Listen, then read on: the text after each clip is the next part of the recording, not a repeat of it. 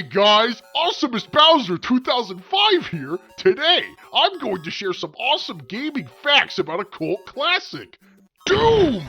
Without further ado, let's go! Number 1!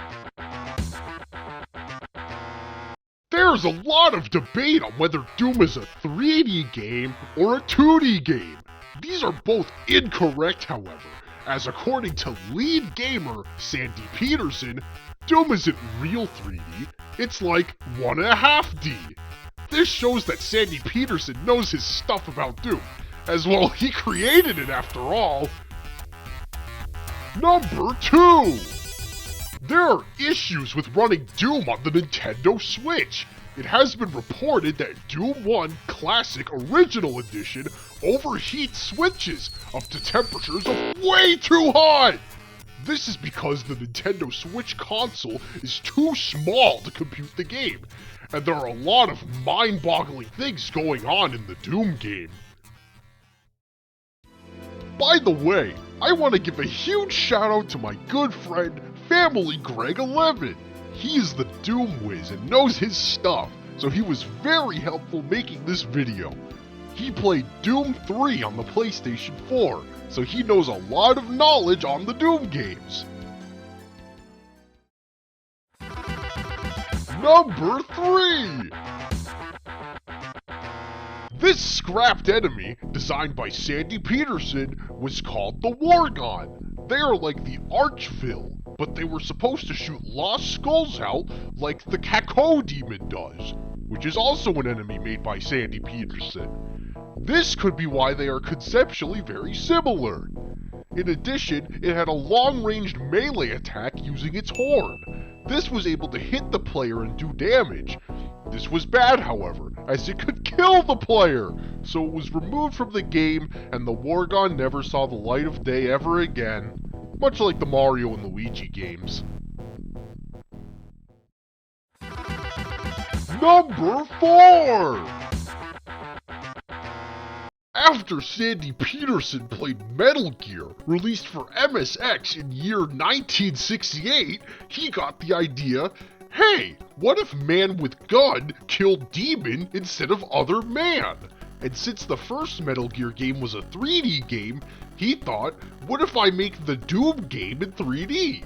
However, he did not possess Hideo Kojima's wisdom, so he had to settle for making it 1.5D. Number 5! When sponges were first added, they had no function, as they did not absorb any water blocks. It was only in 1.12 where they were given the ability to suck up water, allowing you to build in the water biome easier. Number 6! The original Doom was originally made on Unity, because it is a fast and efficient binary space partitioning code language, enabling Python functionality for the DDoS RAM usage within the primary Ethernet router mainframe file port. Later revisions would be playtested on Unreal Engine 5 instead. This is because Unreal Engine 5 featured graphics. Unity, however, did not. Number 7!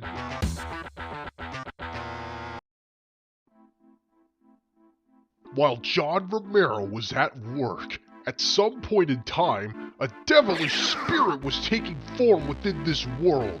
John Romero needed to stop it, and fast! Using his Mormonism religion, he was able to seal the evil spirit away! However, before it was sealed away, the spirit had dropped a release copy of Doom, which helped publish the game Doom, made by Sandy Peterson. Romero took the easy shortcut because he was busy working on his own Doom game, which would later be known as Daikatana.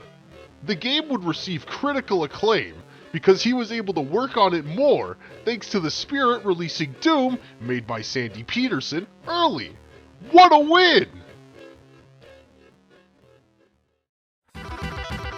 Number 8! you can move faster by going diagonally. But how is this possible? See, when a movement key is pressed, a movement vector is applied to Doomguy that will accelerate him in the respective direction that was pressed. But what happens when two movement keys are pressed simultaneously? Simple. The game first calculates the result of one of these vectors, followed by the other, all in a single game tick, meaning that the movements happen at the same time.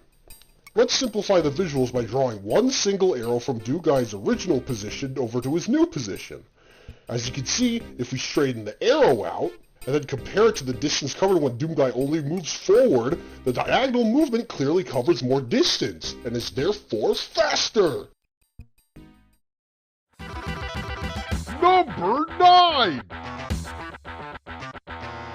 The Demon from Doom, also known as the Piggy Demon, is actually George Romero's self-insert.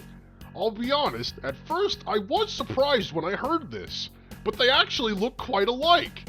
See? They both have their iconic horns and pink complexion. And finally, number 10! The launch version of Doom was not without its fair share of glitches and some wacky stuff. Amongst those glitches, however, was also a fragment of the demon spirit Mr. Romero had sealed. See, because of Romero's shortcut, while his own Doom-like Daikatana would see great success, he failed to realize that the copy of Doom he released was actually cursed!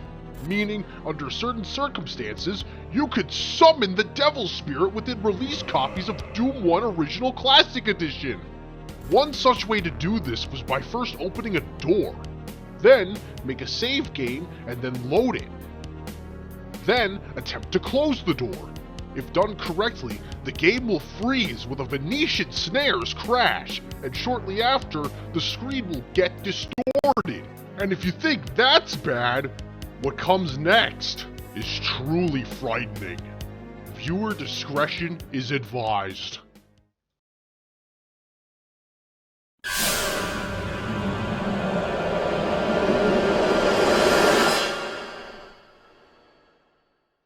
That's right. After the screen gets distorted, a dark and evil, effed up version of Doom will then load, showcasing Doomguy with hyper-realistic blood pouring out of his eyes, the demons proving victorious over him. Not much is known about this version of Doom outside of the horrific and disturbing title screen, as most people would turn off their console out of fear upon seeing the supremely effed up imagery. But I did hear from Family Greg 11 that the few people that did try to continue playing beyond that point would often suffer from seizures, fainting, erectile dysfunction, phantom limb syndrome, and many other wacky things. But it's no biggie, as ID Software would eventually patch this out in version 1.666 of Doom 1 Original Classic Edition.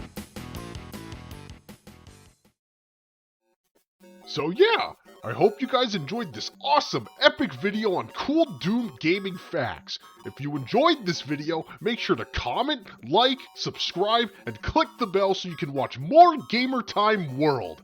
This is our first video after all, so any support will really be appreciated.